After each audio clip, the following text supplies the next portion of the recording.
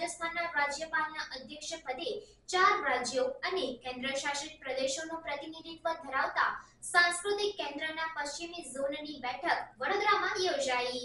ભારત સરકારના સાંસ્કૃતિક મંત્રાલય દ્વારા સ્થાપિત સાંસ્કૃતિક કેન્દ્રના પશ્ચિમ ઝોનની ગવર્નિંગ બોડીના સભ્યોની એક્ઝિક્યુટિવ બોર્ડની વાર્ષિક બેઠક આજે રાજસ્થાનના રાજ્યપાલ કલરાજ મિશ્રના અધ્યક્ષપદે વડોદરામાં યોજાઈ હતી। રાજ્યપાલ આ પશ્ચિમ ઝોન સાંસ્કૃતિક કેન્દ્રના હોદ્દાની રૂએ ચેરમેન છે।